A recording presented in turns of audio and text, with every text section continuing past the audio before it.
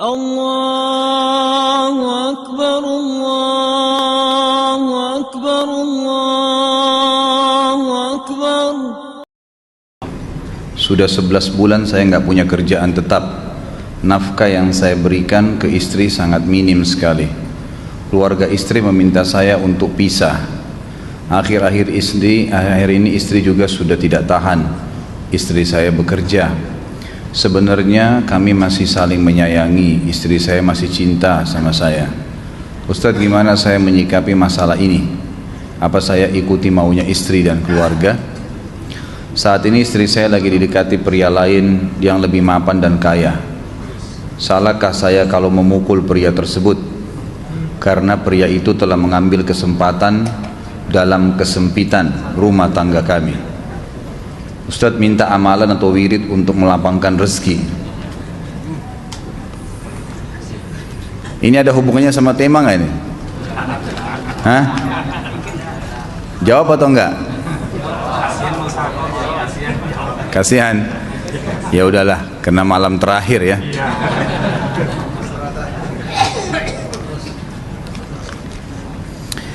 Yang pertama sekali, saya menyarankan Anda saran dari laki-laki ke laki-laki. Prinsiplah, dan jangan merendahkan diri di hadapan wanita. Maksudnya begini, pada saat seorang wanita yang menjadi istri Anda membutuhkan Anda, tunjukkan kebutuhan kita 1000 kali daripada dia. Dia sayang, dia perhatikan, dia siap berkorban. Kita harus 1000 kali lebih hebat daripada itu. Laki-laki memang penaung. Tapi kapan dibalik? Kalau saya pribadi, kapan dia tidak butuhkan, menunjukkan kebutuhan, saya 1000 kali tidak butuh sama dia. Untuk apa Anda merendahkan diri di depan seorang wanita yang kalau memang dia tidak bisa menjadi seorang istri? Karena kapan wanita sudah menyombongkan diri di hadapan laki-laki, tidak akan ada wibawa sama sekali. Ini poin dulu dalam pembukaan. Dan selalu saya sarankan siapapun ikhwah yang minta saran saya dalam masalah rumah tangga, yang paling pertama ini saya ucapkan, saya bukan menyuruh Anda menjadi keras, bukan. Tapi saya mengajak Anda untuk punya prinsip dalam hidup. Wibawa, pemimpin rumah tangga. Dibutuhkan kita butuh, tidak dibutuhkan ya sudah. Masih banyak gantinya. Dia mau ganti laki-laki lain, silahkan, ahlan wa sahlan, silahkan. Allah akan gantikan penggantinya yang lebih baik. Dan itu harus bisa kita punya prinsip. Memang begitu. Kalau ini kita terapkan dalam kehidupan kita, kita akan sangat mudah hidup. Terkadang subhanallah ada pengorbanan berat. Berpisah dengan meninggal, berpisah karena masalah dosa yang dilakukan oleh pasangan kita, jelas haram.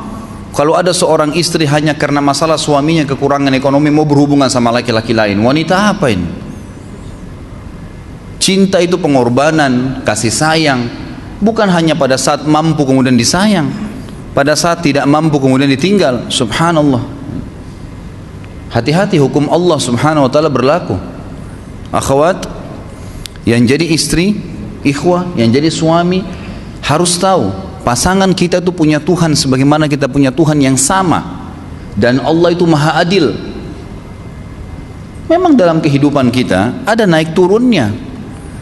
Dan makna cinta adalah pengorbanan. Itu sebenarnya.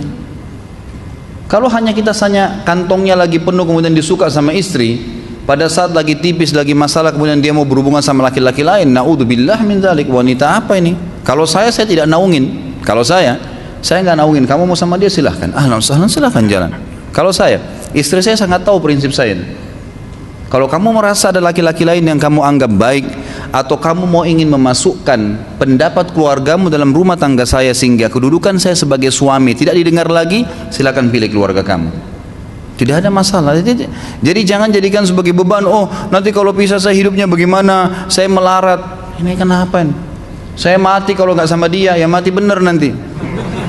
Gila kalau nggak nikah sama dia, gila kalau siapa ini? Ini kenapa ini? Keluar dari bingkai hidup itu.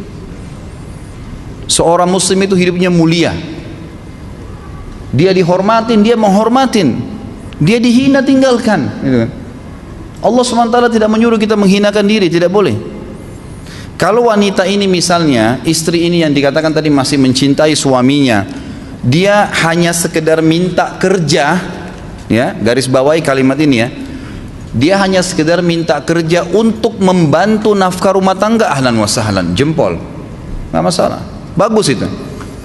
Sampai suaminya mapan, itu baik.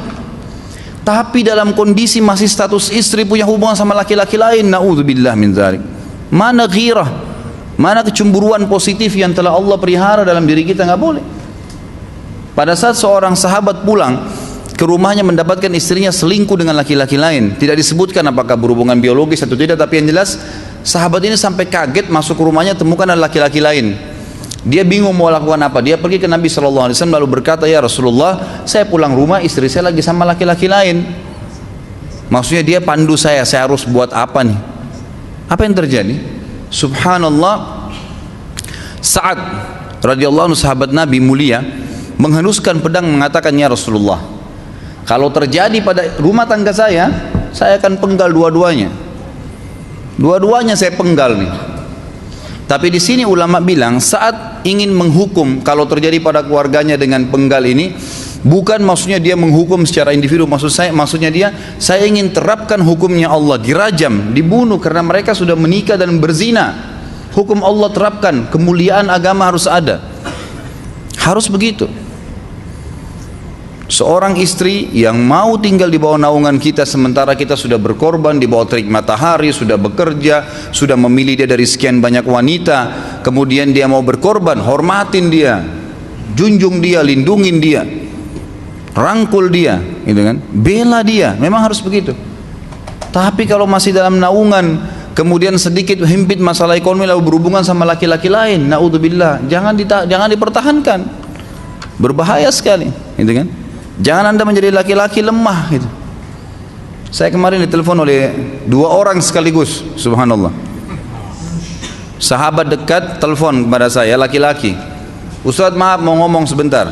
Baik, silahkan. Ustadz, saya ini istri saya pulang ke rumah ke kampung ayahnya ibunya karena alasan mengurus ayah dan ibunya. Akhirnya saya sama anak-anak ditinggal di sini sendiri. Setiap kali saya panggil pulang, dia bilang sudahlah saya nggak mau pulang. Kalau mau nikah lagi silahkan. Dia bahasakan begitu. Bagaimana sarannya Ustadz? Saya bilang nikah lagi. Dengan tegas saya bilang nikah lagi. Kalau tidak terbuka pintu fitnah. Perempuan itu kenapa harus pilih orang tuanya? Tidak boleh secara syar'i, nggak boleh. Sudah menerima akad nikahnya seorang laki-laki, laki-laki itu yang dinomorsatukan di atas ayahnya, nggak ada alasan. Kalau suami izinkan boleh urus orang tua, kalau nggak diizinkan tidak boleh, nggak boleh. Bagaimana dia tinggalkan suaminya sama anaknya? Kaget itu saya katakan begitu. Iya, bahkan sekarang hukum poligami sudah wajib bagi Anda, nggak boleh, wajib sekarang. Ini ragu mau melangkah seakan-akan poligami itu dosa, padahal dia ditinggal oleh istrinya. Bagaimana bisa ini? Ada laki-laki seperti ini nggak punya prinsip, harus melangkah. Dia sudah dapat jawaban saya dikasih. Ini Ustadz, teman saya juga mau bicara, masalahnya sama lagi. Ustadz, istri saya tinggalkan saya, Ustadz, kayak mau menangis. Sebentar, jangan pakai nangis laki-laki. Apa ini cengeng? Ditinggal wanita nangis, subhanallah. Orang nangis itu ditinggal meninggal Rasulullah SAW, ketinggalan sholat subuh berjamaah, itu nangis. Nggak jadi jihad, nah itu nangis. Ditinggal perempuan nangis, la ilaha illallah. Allah ciptakan perempuan lebih banyak daripada laki-laki. Ini bukan menurunkan martabat perempuan ya. Artinya harus seorang pemimpin itu punya wibawa, nggak bisa. Kalau nggak akan dianggap remeh nanti. Istri itu dinaungin, dilindungin, dididik, diberikan haknya ia. Berikan berlipat-lipat penghormatan sebagaimana dia berikan satu penghormatan, nggak apa-apa. Tapi jangan sampai menginjak martabat seorang pemimpin, nggak boleh. Akhirnya saya sampai bilang sama dia, akhi, ambil keputusan. Kamu mau balik sama saya berumah tangga di sini atau kamu pilih rumah orang tua kamu? Oh, saya pilih orang tua saya, baik, saya ceraikan kamu sekarang. Assalamualaikum, tutup telepon, selesai. Jangan lama-lama. Cengeng sekali, udah sujud sama Allah, saya masih berat cintanya Allah. Iya, minta kepada Allah subhanahu wa ta'ala. Minta gampang dihilangkan dari hati. Sebagaimana dia datang dia bisa keluar, gampang itu. Subhanallah ya, jangan terlalu mencintai dunia berlebihan. Kalau saran saya, kalau istri anda ini tanya baik-baik, kalau kamu bekerja hanya karena mau bantu nafkah rumah tangga sekarang, ahlan wa sahlan, silahkan. Selama pekerjaan halal, antar dia ke tempat kerjanya, muliakan dia, jaga, jemput pada saat pulang, anda pembelahnya, begitu.